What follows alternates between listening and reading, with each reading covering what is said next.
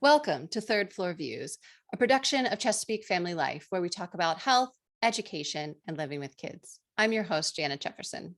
Today, we're talking about mom milestones, and joining us is Grace Farris, a doctor, mother of two sons, and cartoonist, and author of the new book, Mom Milestones, the true story of the first 7 years. Thank you so much, Grace, for joining me today.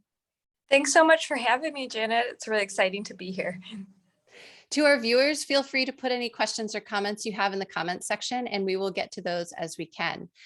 So Grace, I want to jump right in and just start from the beginning. And can you tell us just a little bit about the book? Can you tell us about Mom Milestones and what it is? Because I know it's a little bit different than maybe your average book about being a mom or parenting.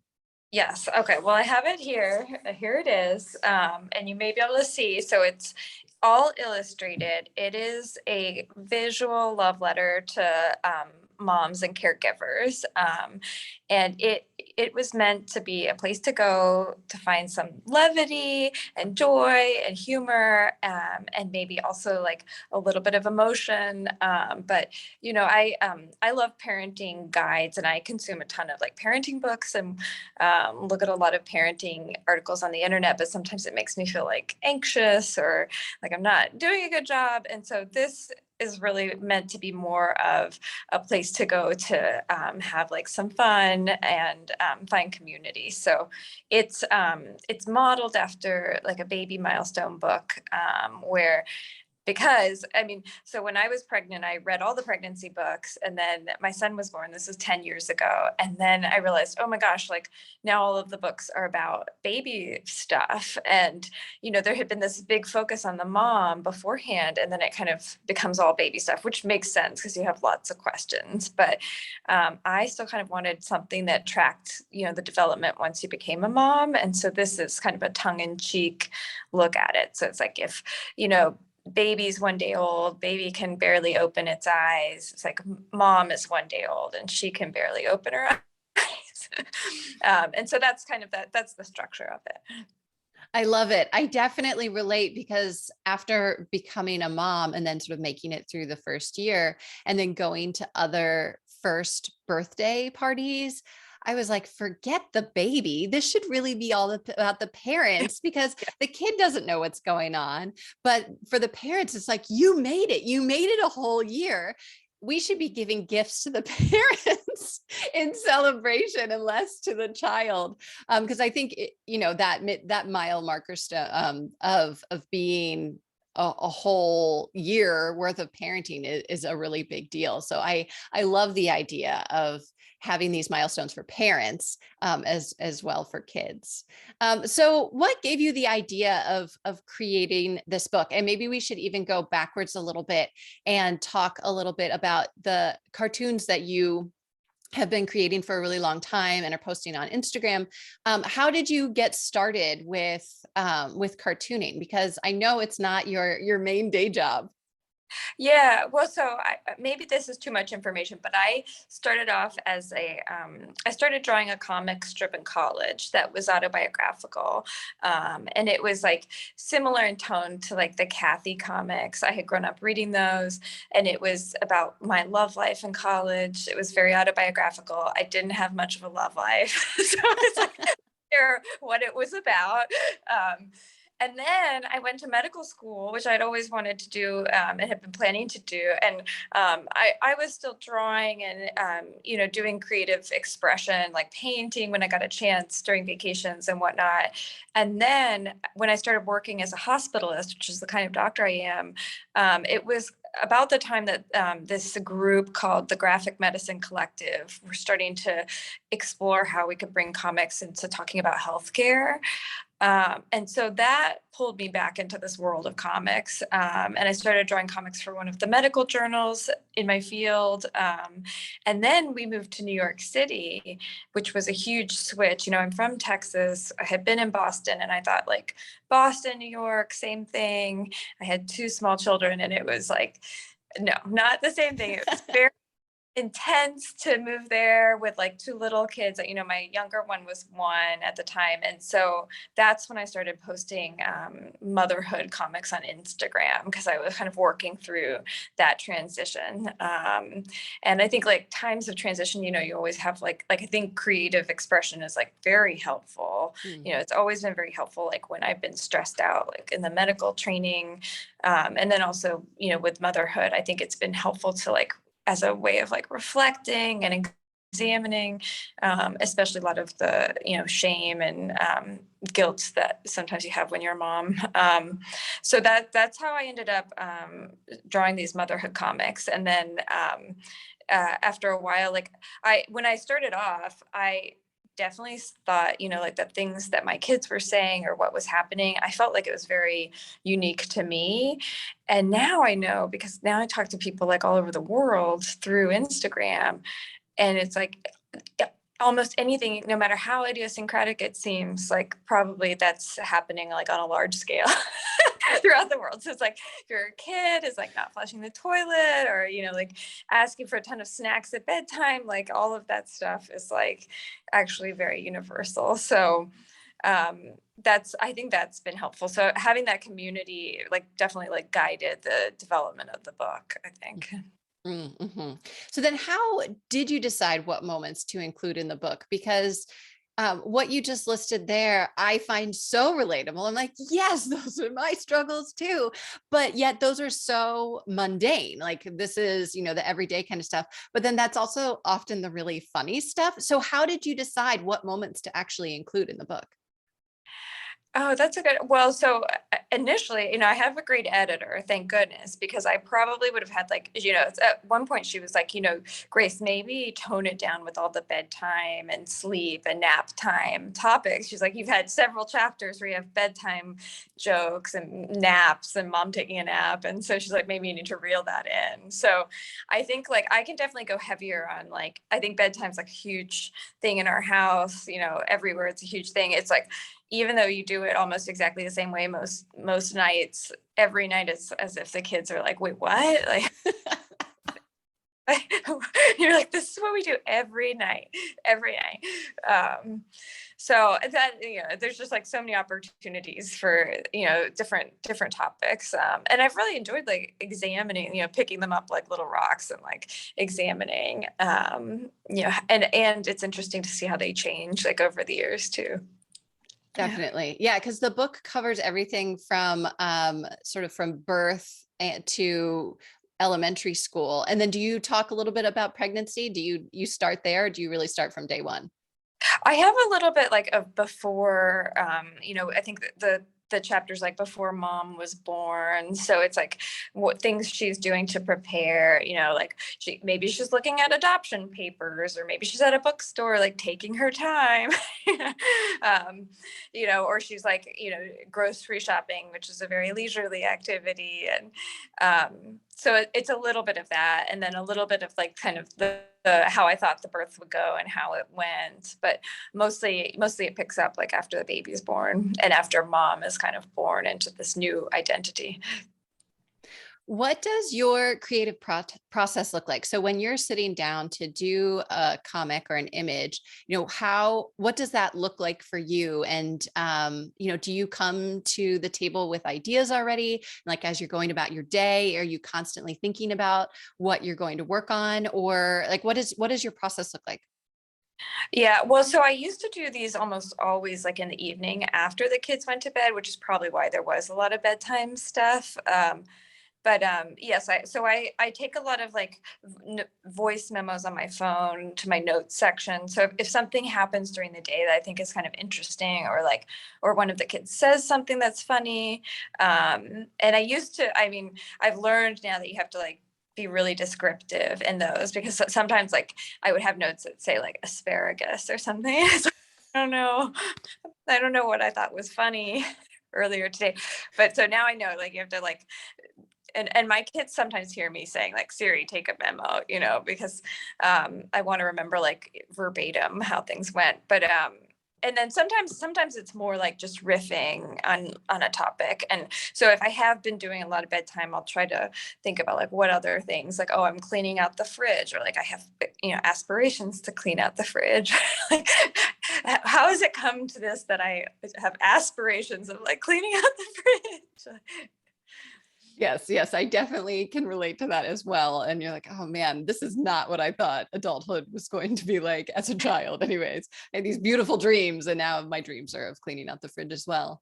Um, so what advice do you have maybe for other artists, or maybe even kids that might be listening today, on how to be a successful artist or author?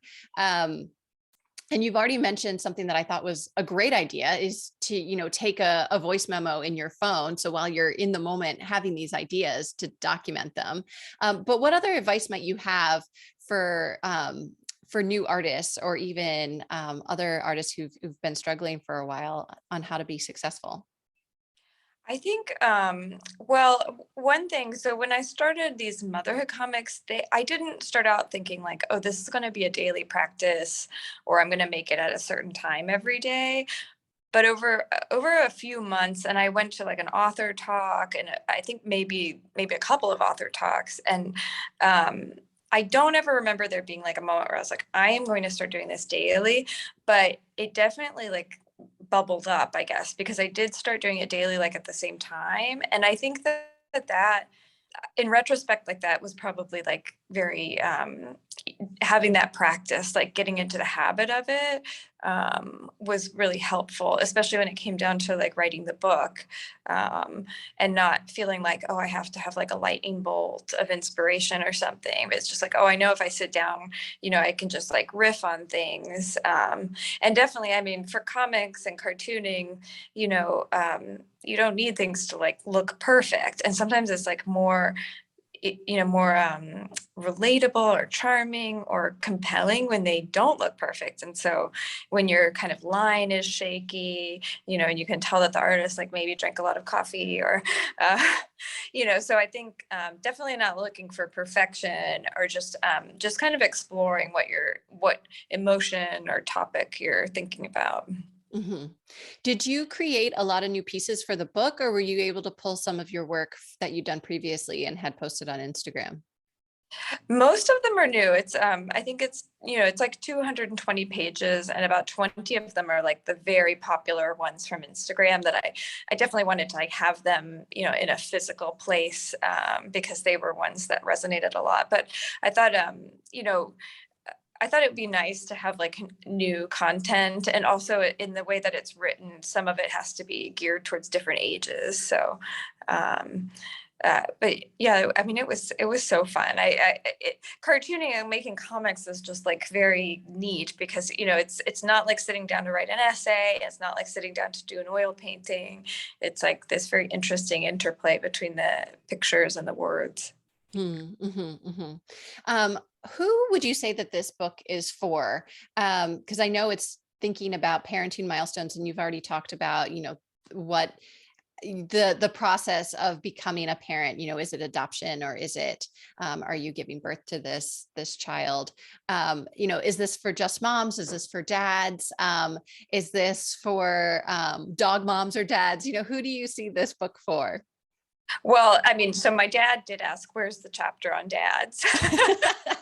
But I think initially when I was coming up with it, it was going to be called something different. It was going to be called Parenting Apparently, and so I was thinking of it as being more parenting focused.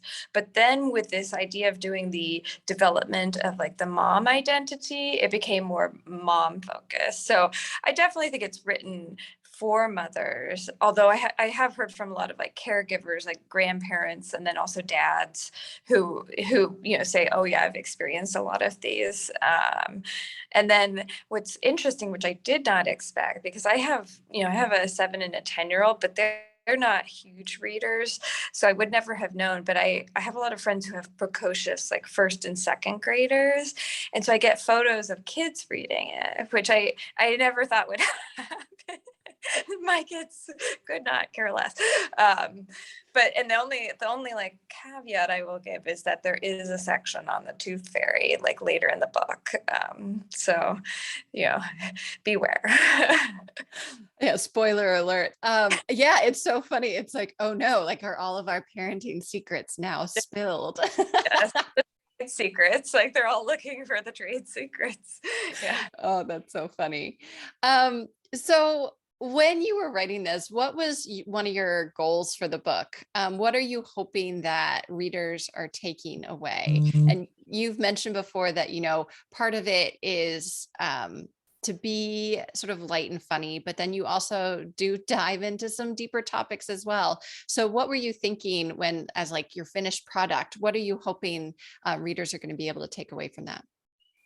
I think I was hoping that it would be something that you might pick up when you're either feeling like frustrated or, there's so many times like when you're a mom that you feel kind of lonely. And like, I think at the beginning, it's like you're awake at 3 o'clock in the morning and you're like, oh, this is, I'm not talking to anyone. Maybe at best case scenario, you're like texting with someone or messaging with somebody who's also up. But yeah, it's meant for those times that you're feeling kind of isolated or, or just when you're like interested in reflecting on motherhood or parenting, but you don't have the energy to, read something that's really dense, or you don't have the time, or you're sitting with your kids and they're, watching Danielle Tiger or something like that. So it's meant to be this kind of like respite Mm. go to.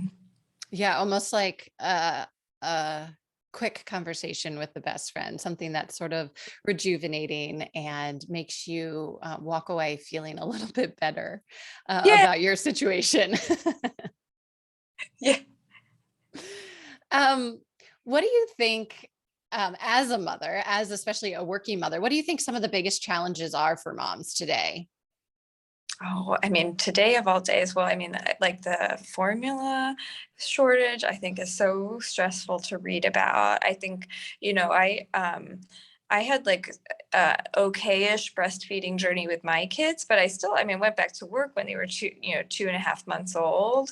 And then, it's hard to keep up when you're at work. And so you have to use formula also, which is not the end of the world. But if I had a baby right now, I'd be so stressed out. So uh, there, I think like there's that whole component of like, even in the best, I have a job that's really cool and very interesting. And I was fortunate when I went back to work the first time, a bunch of people I worked with had also just had babies. So there was this built-in community. But, you don't always have that. And sometimes you have a lot of ambivalence, I think, about going back to work, especially when you have like a really tiny baby. Even like, that you go back to work before a lot of daycares will accept babies. Yeah. So even that, that's bonkers.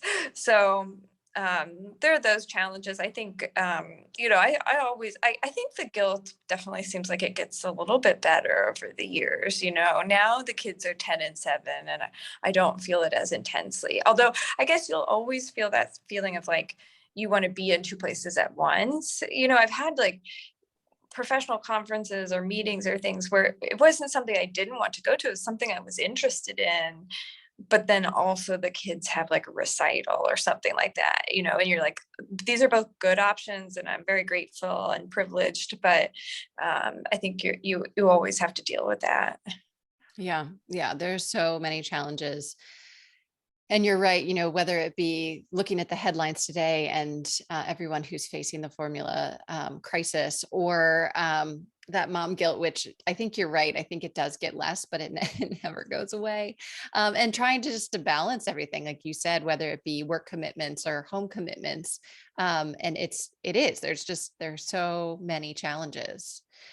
So with that, what words of wisdom would you give to a fellow mom today, or when you're thinking about your book and reflecting on the pieces that made it into the book, like what big advice pieces that you feel like made it there and that you'd like to pass on? Oh yeah. Well, yeah, because each chapter kind of ends with a few notes to self, which I definitely meant as notes to self because it's, I don't want it to feel preachy or like Mm. I'm telling somebody to do something, but things that I, would have written to myself at these different stages.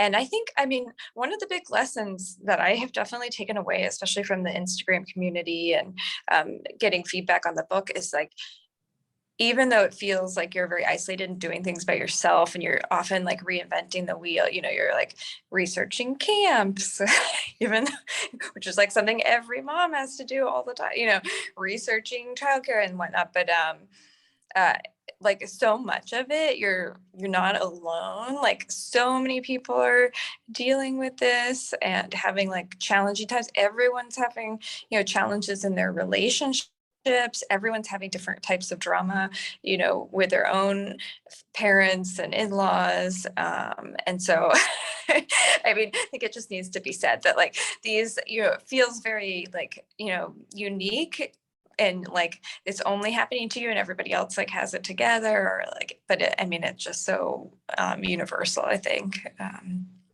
Yeah. And I think especially with the pandemic, when we were forced into isolation, and just now I feel like starting to reemerge in a more meaningful way. But that isolation of motherhood has been there the entire time. I think American society is, as you've pointed out before, it doesn't always provide the best social safety nets for moms.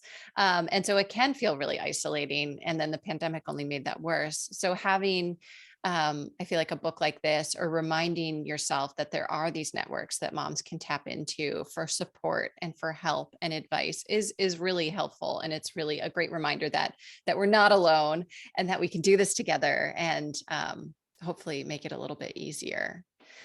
So I was wondering, what are some of your personal favorite parts of the book, and that you would just, love to share that, like you wouldn't want to leave out, or maybe that are sort of personal that you're like, oh my gosh, like I had to put this in, even though it's kind of silly, but I just like, this is my favorite for this reason. Oh, well, one of them that I wrote specifically for the book is about kindergarten mom. Let me see, I'm going to try to pull it up.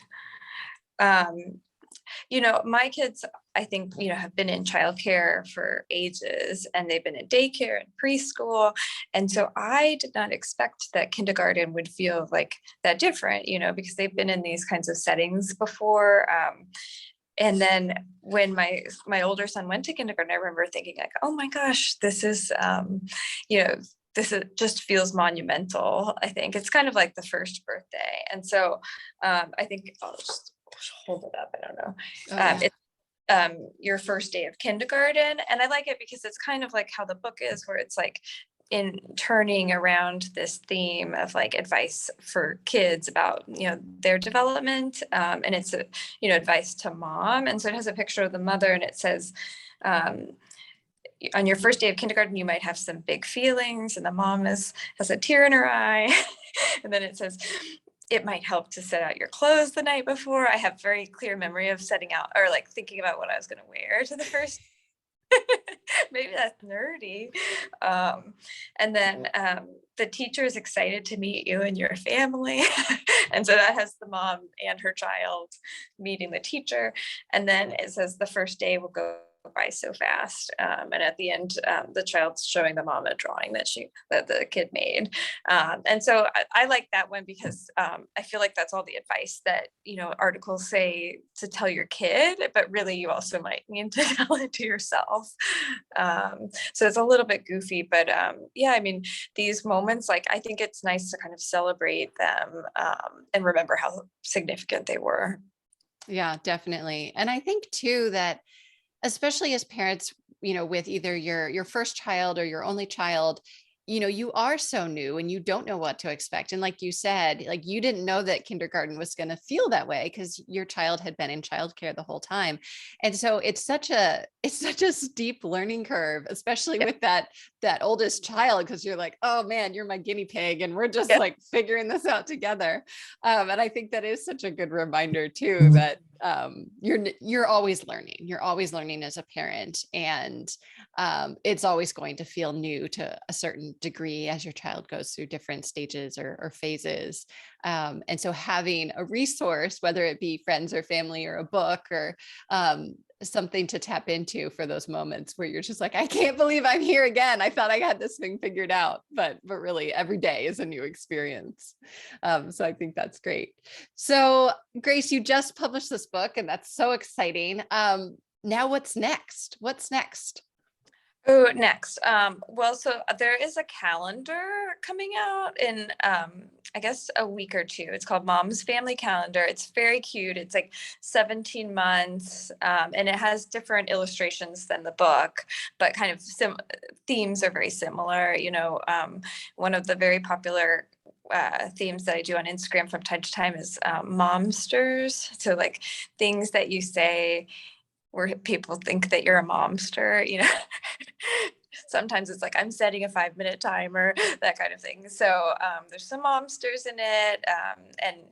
So that's coming, and I'm working on the next version of that calendar for the like 2024 period. And then what else is next? I'm going to see, like, I have to figure out, what the next book will look like. I would love to do more like more stages for the kids, but that's tricky because now it's like you're getting into tween and teen stuff, so it's a little more sensitive. So I'd have to think about how to handle that. Yeah, well, I'm sure your kids will sort of help shepherd you through the process as well as they grow up and continue to teach you. And I feel like, yeah, the kids are often as much the teacher as the parent is, constantly, as I said, learning from each other. Definitely. Yes. Oh, goodness. Well, thank you so much, Grace Farris. Grace is author of Mom Milestones. Thank you also to all of our viewers and listeners today. Make sure that you visit chesapeakefamily.com for local up-to-date information on home, health, and living for today's Maryland parent. This episode will be archived on chesapeakefamily.com in both video and podcast format. I'm Janet Jefferson with Chesapeake Family Life and Third Floor Views. Thank you so much. Thanks, Janet.